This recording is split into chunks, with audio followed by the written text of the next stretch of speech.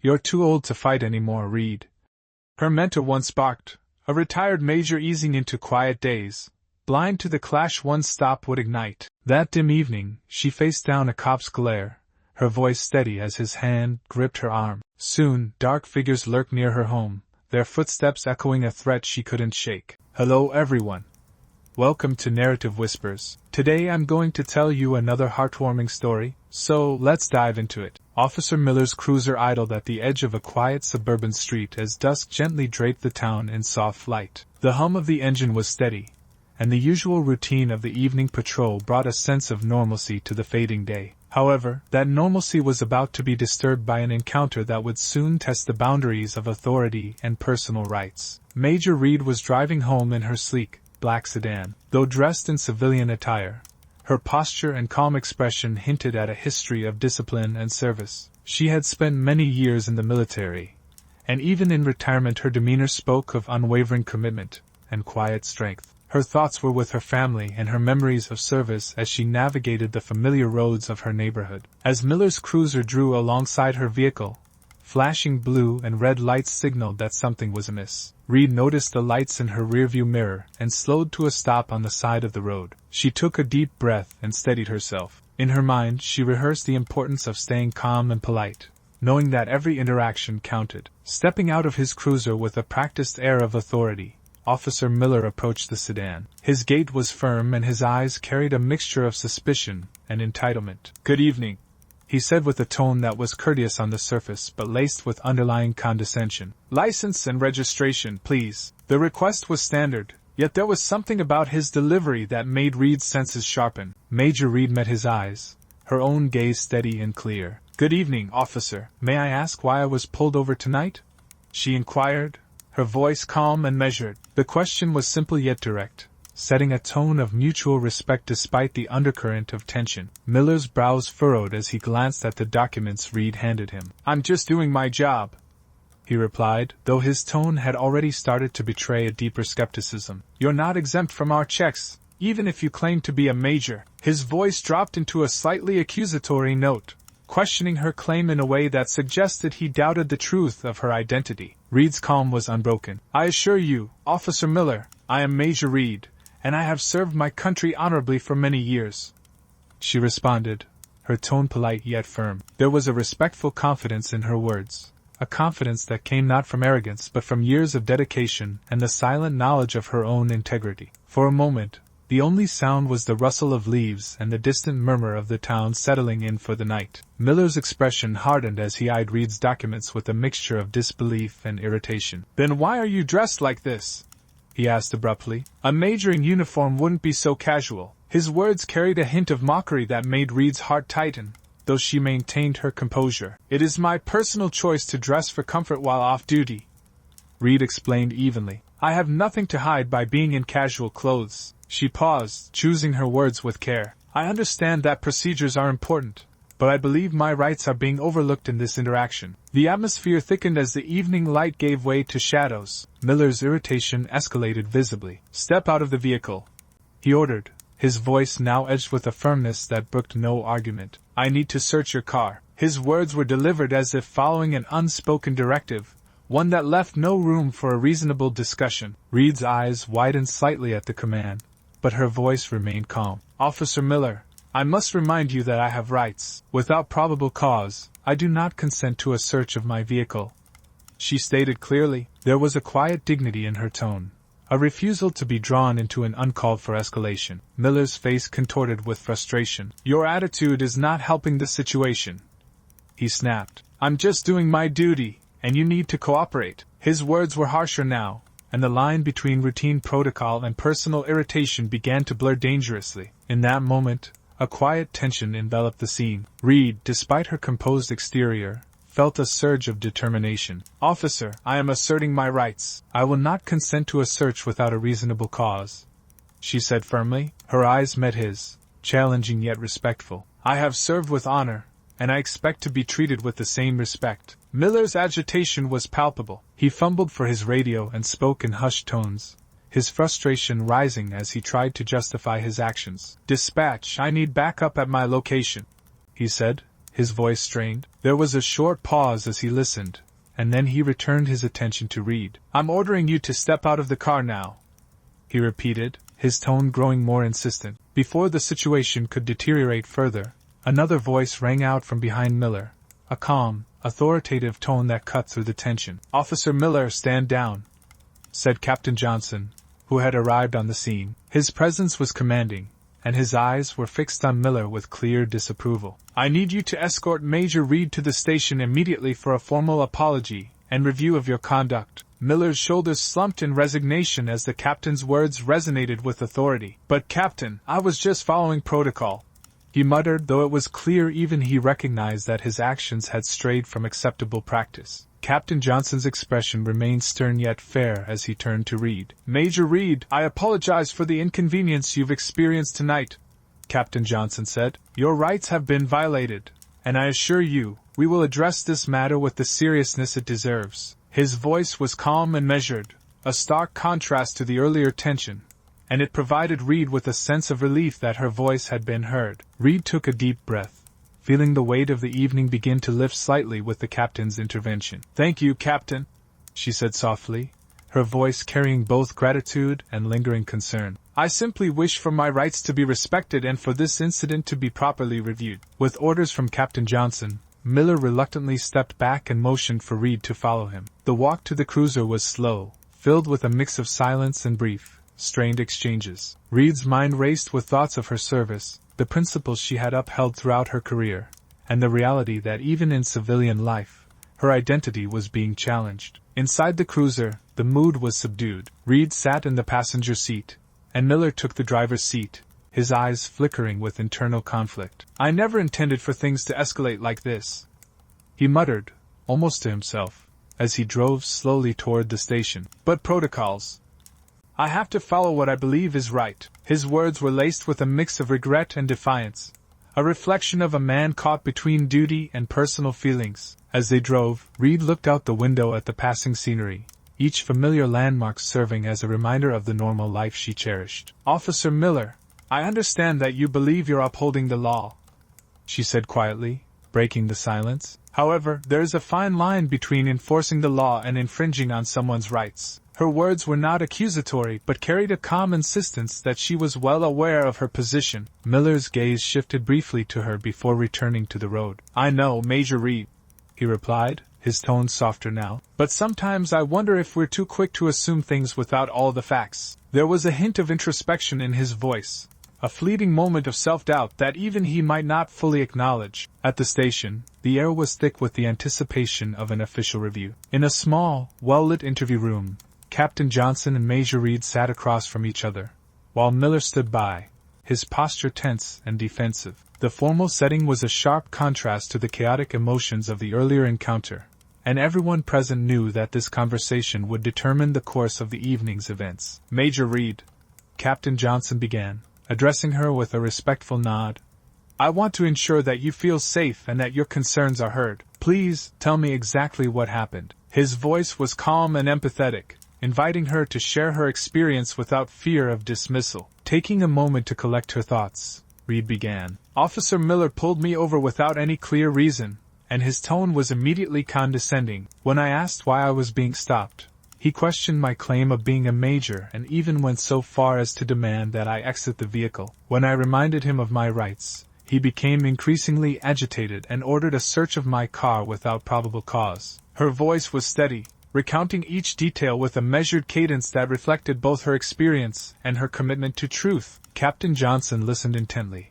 his face displaying a mixture of concern and resolve. "That is unacceptable," he said after a moment's pause. "Every citizen deserves to be treated with respect, regardless of their background or appearance. I assure you that we will investigate this matter thoroughly and hold anyone accountable who oversteps their authority." Miller's eyes darted between the two figures as he shifted his stance. "I was just doing what I thought was necessary," he interjected, his tone defensive. "I didn't mean to cause any harm.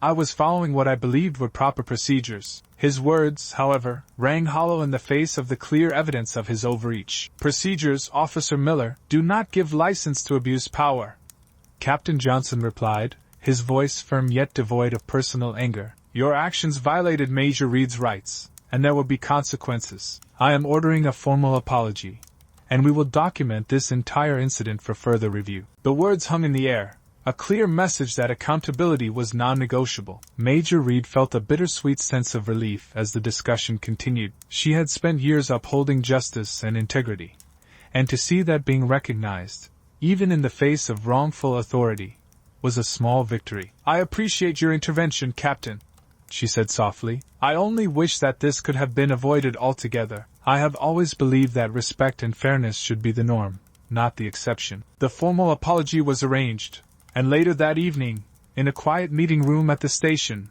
Officer Miller was confronted with the reality of his actions. An internal affairs representative and Captain Johnson reviewed the events with him, and the tone of the meeting was a blend of regret and necessary discipline. "Officer Miller, your actions have consequences that extend beyond tonight," the representative explained. "It is our duty to ensure that every individual's rights are respected. Your behavior in this instance has led to a suspension and, ultimately, legal proceedings." Miller's face fell as the weight of his mistakes sank in. I never intended to cause harm," he whispered, his voice betraying a mix of remorse and frustration. "I thought I was just doing my job." His admission was quiet, a stark contrast to the earlier bravado that had led him to overstep his bounds. Outside the station, as the night grew darker, Major Reed took a moment to collect her thoughts. She stepped outside for a breath of fresh air, feeling a mixture of relief and lingering concern. The encounter had shaken her, not because she doubted her own integrity, but because it reminded her of the fragility of the balance between authority and justice. "I have fought for justice my entire life," she murmured quietly, "and I will continue to do so, even when it means standing up against those who should protect us." In the days that followed, the story of the night's events spread throughout the community. Neighbors, colleagues, and even strangers expressed their support for Major Reed's steadfast stance. Local media reported on the incident with a tone of measured outrage and hope that justice, even when delayed, would always prevail. The story was not just about one officer's abuse of power. It was a reminder that every citizen had the right to be treated with dignity. Captain Johnson oversaw a thorough investigation into Officer Miller's conduct. The evidence, combined with witness accounts, painted a clear picture of a situation that had spiraled out of control. In a formal statement, the station assured the public that the matter was being handled with the utmost seriousness. "We are committed to maintaining the trust of the community," the statement read, "and we will take all necessary measures to ensure that every individual's rights are upheld." For Major Reed, the process of seeking justice was both a personal mission and a broader statement about the need for accountability. She met with community leaders, attended public forums, and spoke out about the importance of respectful and lawful conduct by those in positions of authority. "I am not here to create division," she explained during one community meeting, "but to remind us all that our rights are sacred and must be protected." Her words resonated with many, drawing empathy and support from those who had witnessed similar injustices in their own lives. However, the story did not end with a simple resolution. In the weeks that followed, Officer Miller, still simmering with unresolved anger, began to harbor thoughts of revenge. Late one evening, while Major Reed was on her way home from a community event, Miller found himself alone and consumed by a dangerous mix of resentment and regret. "They think they've won," he muttered to himself as he lurked near her residence. "They think they can humiliate me in front of everyone." His internal monologue revealed a side of him that had been suppressed by duty and decorum, a side now awakened by bitterness. The confrontation came unexpectedly. One rainy evening, as Major Reed was returning home, Miller emerged from the shadows. "You think you can humiliate me?" he shouted, his voice low and threatening. His eyes blazed with an intensity that made her heart race. "I won't let you get away with this." Reed, taken aback by the sudden appearance of her former adversary, instinctively stepped back, her mind racing with the memory of the earlier abuse of power. "Officer Miller, please," she pleaded, her voice trembling yet determined. "I do not want any more trouble." But Miller's anger had reached a boiling point. "No more trouble?" he sneered. "You made me look like a fool, and now you'll pay for it." With those words he lunged forward, and the quiet night erupted into chaos. Major Reed, drawing on the strength honed from years of service, instinctively defended herself. In the brief but intense scuffle that followed, she managed to ward off Miller's aggressive advances. "Stay away from me!" she cried, her voice both commanding and desperate as she fended off his blows. The commotion did not go unnoticed. Neighbors, roused by the sounds of struggle, quickly called the police. Within minutes, additional officers arrived on the scene and restrained Miller, who continued to shout and struggle against the mounting opposition. Major Reed, though shaken and bruised, had managed to protect herself and her dignity in a moment of crisis. "I'm not the enemy here," she said firmly to one of the officers as they helped secure Miller. "I was only defending my rights." In the aftermath of the altercation, the investigation took on a new urgency. Officer Miller's earlier misconduct and the subsequent attempted assault were now part of a larger pattern of behavior that could not be ignored. The evidence, combined with multiple witness testimonies, led to a swift and decisive legal response. In court, Major Reed testified calmly about the events of that fateful night, her words measured and sincere. "I only asked to be treated with respect," she stated. "I will always stand up for what is right, even if it means challenging those who abuse their power." Miller's trial was a long, painful process that brought to light the many ways in which authority could be misused. The courtroom was filled with tension as witnesses recounted the events and the impact of his actions on a community already wary of unchecked power. For Major Reed, the trial was both a personal reckoning and a public demonstration of the principle that justice must prevail. "I stand before you not as an adversary, but as someone who believes in the dignity of every individual," she said during her testimony, her voice resonating with quiet strength. In the end, the verdict was clear. Officer Miller was found guilty on multiple charges, including the unlawful search, abuse of authority, and the attempted assault on Major Reed. The sentence, 15 years in prison, was a stark reminder that those entrusted with power would be held accountable if they violated the trust placed in them. "This is not a punishment born of revenge,"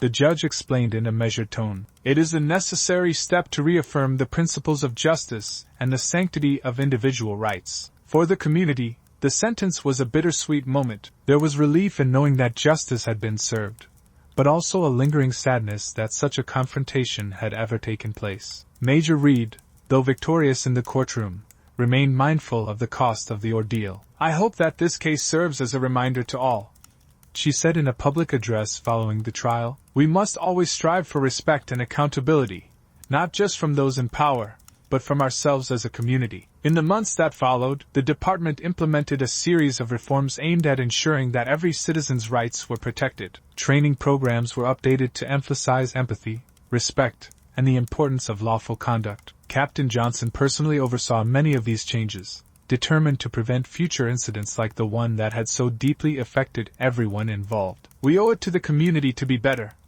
he said during one of the training sessions. "Each of us has a duty to uphold the principles of justice and integrity." Major Reed continued her advocacy work, speaking at community centers, schools, and public forums about the importance of civil rights and accountability. Her voice, calm and measured, became a beacon for those who had felt powerless in the face of authority. "It is not enough to simply point out injustice," she would often say. "We must work together to create a system where everyone is treated with fairness and respect." Her message resonated with many, and her story became a catalyst for meaningful change. Yet, despite the formal proceedings and the positive changes in the community, there remained a quiet, lingering melancholy in Major Reed's heart. The memory of that night, the sense of betrayal and violation, was not something that could be easily forgotten. In quiet moments, when the night was still and the weight of the past pressed upon her, she would reflect on the nature of power, the fragility of human dignity, and the ongoing struggle for justice. "I have learned that true strength lies not in silence, but in speaking up for what is right, even when it is difficult," she confided in a close friend during one of their late-night conversations. Her friend, a longtime colleague from her military days, nodded in understanding. "You have always been a fighter, Major," he said softly, "not just on the battlefield, but for every cause that matters. You remind us that dignity is worth defending, no matter the cost." In that moment, Major Reed felt a renewed sense of purpose, a reaffirmation that her struggle, though painful, was part of a larger, ongoing battle for justice and fairness. The story of Officer Miller and Major Reed eventually became more than just an isolated incident. It was studied in police training sessions, discussed in community meetings, and even featured in local news segments that emphasized the importance of accountability and respect in law enforcement. The transformation that followed was not immediate, but it was steady, a slow and deliberate process of healing and reform that touched every corner of the community. One crisp autumn afternoon, as leaves turned brilliant shades of red and gold, Major Reed was invited to speak at a local civic center. The auditorium was modest but filled with attentive faces, residents who had followed her story and found inspiration in her courage. Standing at the podium, Reed's voice was clear and resolute as she recounted her experiences, careful to strike a balance between personal testimony and a broader call to action. "I stand before you not as someone seeking retribution," she said, "but as a reminder that our rights are not negotiable. We must demand respect, not just for ourselves, but for every member of our community." The impact of her words was palpable. People nodded in agreement, many visibly moved by the strength and empathy that radiated from her speech. In the weeks following the Civic Center address, community members organized peaceful rallies and workshops focused on civil rights education. These gatherings were infused with a spirit of solidarity and mutual support, a testament to the idea that one person's courage could inspire an entire community to stand up for what is just and right. Back at the station, Captain Johnson continued to work tirelessly to rebuild trust between the community and law enforcement. He instituted regular forums where citizens could voice their concerns, and officers were trained not only in the technical aspects of the law but in the importance of empathy and human connection. "Our role is not to intimidate but to serve," he reminded his officers during one of these sessions. "When we respect the rights of those we are sworn to protect, we strengthen the very fabric of our community." Despite the changes, the memory of that tumultuous night remained a somber reminder for everyone involved. Officer Miller's fall from grace served as a cautionary tale, a lesson in the dangers of unchecked authority and the importance of personal accountability. For many, it was a moment that changed their view of law enforcement forever, sparking discussions about reform and the need for ongoing vigilance against abuses of power. Major Reed, too, continued to live her life with a renewed sense of purpose. Every day, as she navigated the routines of daily life, greeting neighbors, shopping for groceries, or simply walking her dog, she carried with her the quiet strength of someone who had stood up for what was right. "I have faced injustice head-on," she would sometimes reflect, "and I will continue to do so, for the sake of every person who believes in fairness." Her resilience became an inspiration, not just for those who knew her story, but for anyone who had ever felt the sting of being treated unfairly. In time, the scars of the incident began to fade, replaced by the hard-won lessons of accountability and respect. The community, forever changed by the events of that evening, learned to trust again, trust that those in power would be held to the highest standards, and that even in moments of darkness, the light of justice could prevail. As the years passed, Major Reed remained a steadfast advocate for civil rights. She continued to share her experiences and insights, always with a balanced tone that acknowledged the complexity of human nature. "There is no simple solution to injustice," she once said during a televised interview.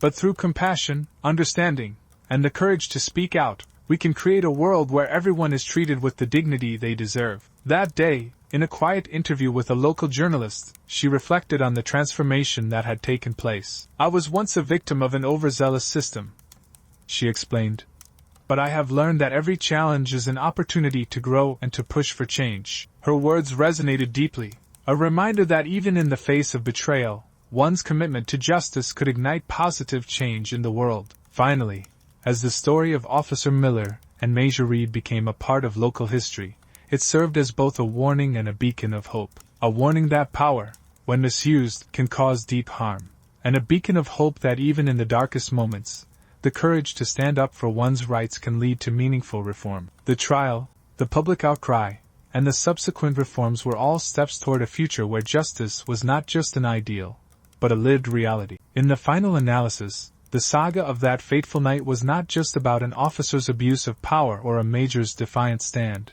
It was about the inherent value of every individual's dignity, and the unyielding belief that fairness must always prevail. It was a story of accountability, of a community coming together to demand change, and of one person's unwavering commitment to honor and truth. Major Reed's journey reminded everyone that while the path to justice might be fraught with challenges, the human spirit, when tempered with empathy and courage, could overcome even the most daunting obstacles. And so, as twilight gave way to night on another quiet street in that once troubled town, there remained a collective hope, A hope that from adversity could arise a future defined by respect, understanding, and the relentless pursuit of justice. Thank you for listening to this story. If you like it, please do not forget to like, share, and subscribe to the channel. See you in the next story of Narrative Whispers.